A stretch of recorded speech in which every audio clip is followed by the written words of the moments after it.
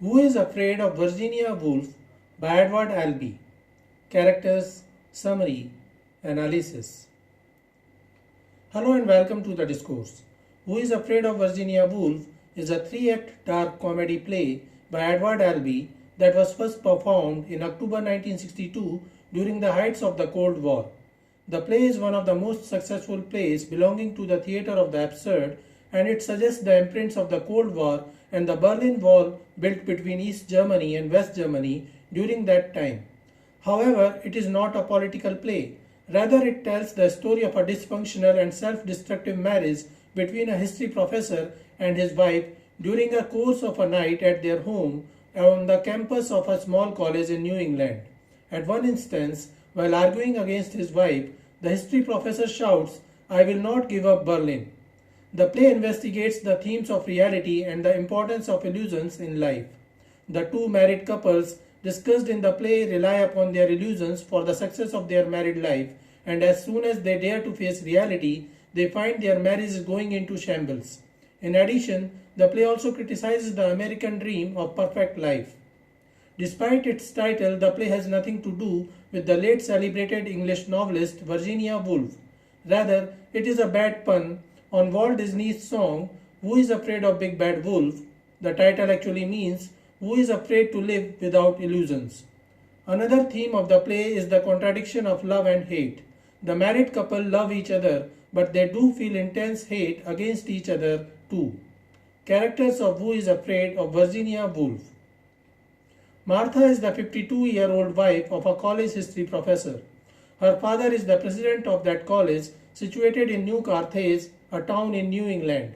As a teenager, she fell in love with a low-income earning gardener and married him against her father's permission. Though her marriage was consummated, her father succeeded in annulling that marriage, and later on, Martha married George, believing he had the potential to become the head of the history department and eventually to replace her father as president of the university. Despite her father's efforts, George failed to attain that high position. This frustrated Martha, but she always tried to hide her frustration. As time passes away, she becomes bitter and flirts with other faculty members of the college. George is her 46-year-old husband and a professor of history who failed to become the head of the department. There are rumors that as a teenager, he may have accidentally shot his mother and accidentally killed his father in a car crash. However, it appears as if it is just a fictitious story created by George himself. He knows his marriage is a failure, but he tries to ignore the problems within his married life. As a couple, Martha and George fail to become parents, but they assume that they have an imaginary son. Nick is a 30-year-old professor of biology who is very popular at the college.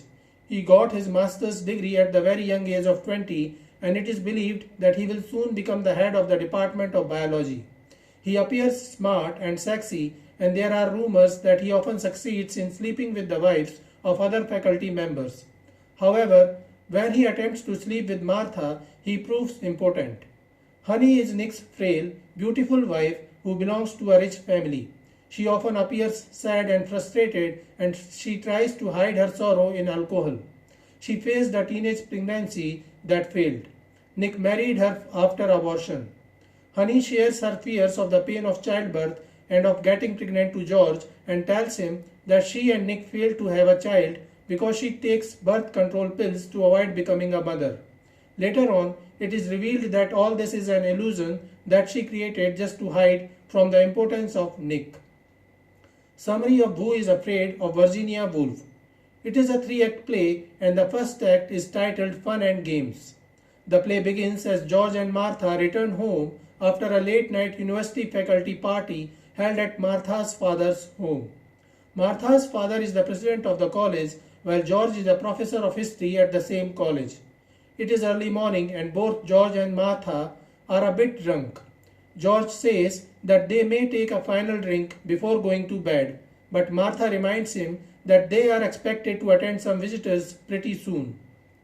Nick, a biology professor who is new to the university, and Honey, his wife, whom Martha describes as a mousy woman without any hips, have planned to visit them. George is not happy about their visit, but Martha's father insists him that they must entertain the visitors. George says that they must not talk about their son in front of the visitors. Martha begins singing "Who is Afraid of Virginia Woolf" to the tune of "Who is Afraid of the Big Bad Wolf," which she seems to have invented at the party and laughs hysterically at it. The doorbell rings at the same time and George opens the door. This startles Martha and she abuses him. Seeing their drunken situation, Nick and his wife Honey feel that they visited them at the wrong time. However, Martha soon manages the situation and welcomes them in. Nick expresses his gratitude for the president's parties in helping him grow acquainted with the college. Martha and Honey excuse themselves to go to the restroom. Nick provokes George and then tells him about the campus practice of musical beds of sleeping with other professors' wives. George is not very keen to continue the topic and tries to belittle the young professor. He bitterly says that he may soon become the head of the maths department. Nick informs him that he is not a professor of mathematics, rather he has joined the Department of Biology and his particular research topic is genetics. Honey returns to the room and says that she didn't know George and Martha had a son. George is distressed by this and gets furious with Martha. Martha follows her and Nick notices that she has changed to a seductive outfit. She begins telling Nick and Honey about the circumstances of her marriage with George and says that their son's 21st birthday is very next day. After taking a drink, Honey grows bolder and asks George and Martha when their son will be coming home. Soon, Nick expresses doubt that George may not be the biological father of Martha's son. Martha reveals that she was pregnant before her marriage to George. Honey says that she is afraid of getting pregnant and that is why she takes anti-pregnancy pills to avoid having a baby. Soon she feels that she is getting sick and goes to the bathroom. Martha continues to flirt with Nick while belittling George and tells about how she punched George when he refused to join in a boxing match with her father. George grows fed up and leaves the room. He soon returns with a rifle and shoots at Martha. But it is a false shot and a parasol hits Martha, which lightens the mood. George now continues to talk about his son and begins arguing which one of them has been the worst influence on the boy, and Martha proceeds with her tact of humiliation by telling Nick and Honey how George is a flop who failed to take over the history department as she had anticipated when they got married. As she continues shouting at George, he goes to the bathroom, drags Honey back into the room and dances around with her while singing "Who is Afraid of Virginia Woolf." Act 2 is titled Walpurgisnacht. Martha goes to the kitchen to make some coffee and Nick reveals to George that he married Honey because she was pregnant with what ended up being a hysterical pregnancy. The added bonus is that she is rich as her evangelist father left a fortune. He half-jokingly confides his plan to rise to power at the college by sleeping with the wives of important faculty members. Nick comments about getting Martha in a corner and mounting her. George shares an anecdote of a boy whom he says he knew in prep school who ordered bug-in at a gin joint with his friends.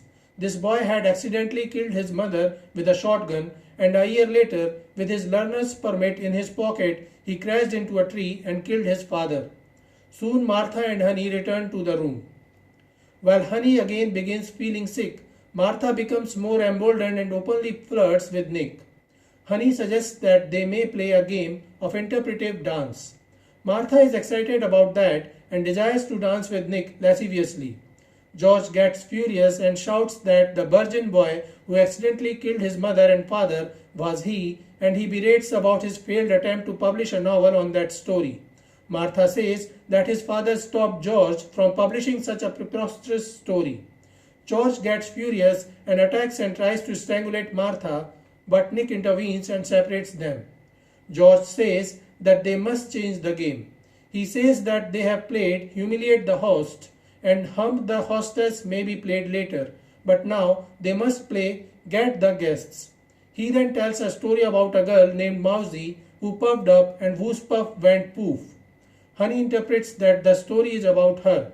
She feels sick again and runs back to the bathroom. Martha continues to flirt with Nick but notices that George is now ignoring her and she feels frustrated about it.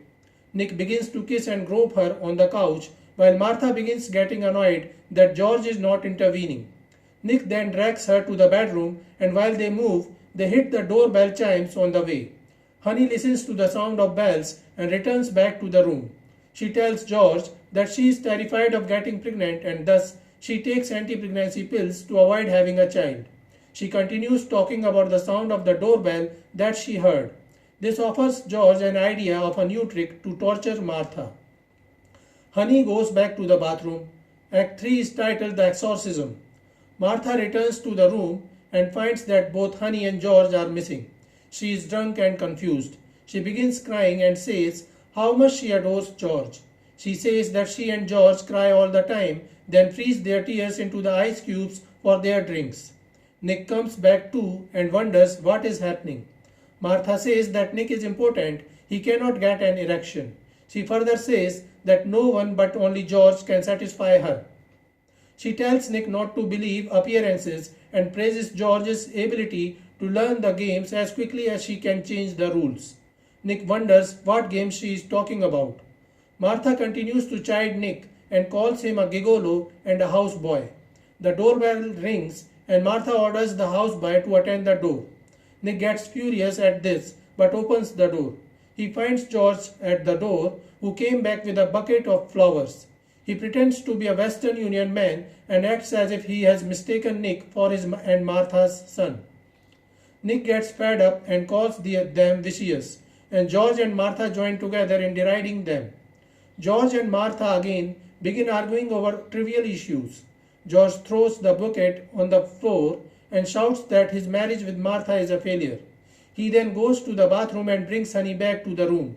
He says that now they will play one last game named Bringing Up the Baby Till Death. Honey is very drunk by now and she still holds a bottle of brandy in her hands. She says that she wishes to play Peel the Label. George tells her that they are playing the same. Then George tells about how Martha's dominating presence scared their son and he ran away from the home. Martha counters this with her own story of how idealized her childhood was. Honey gets frustrated while listening to all this and begins crying. She reveals that she desperately wishes to be a mother and suggests that Nick is important. Martha blames George for bringing their son into the discussion and George shouts at her that he told her not to mention their son. Honey pleads with them to stop fighting. George calms down and deliberately says that he recently got a telegram informing him about the death of their son. He informs that Martha's son was driving on a country road, swerved to avoid a porcupine and crashed into a tree. The story exactly matches with the bug-in story that he told before. Martha gets furious and shouts that George has no right to do this and he shouldn't devise the death of their son. She demands to see the telegram announcing this news, and George says that he has eaten it. By now, Nick understands that the son is imaginary. He asks George and he confirms this. George informs that they cannot have a baby because Martha cannot become a mother. He then suggests that Nick and Honey should go back to their home. After Nick and Honey are gone, Martha painfully complains that George should not have killed their imaginary son. George assures Martha that things will be better. Martha requests him to have another baby, but George sternly says no to this. He then begins singing Who is Afraid of Virginia Woolf, which acts as a lullaby to Martha and she sleeps after saying, I am. The play ends as George tenderly puts Martha into the bed. So this is it for today. We will continue to discuss the history of American English literature. Please stay connected with the discourse. Thanks and regards.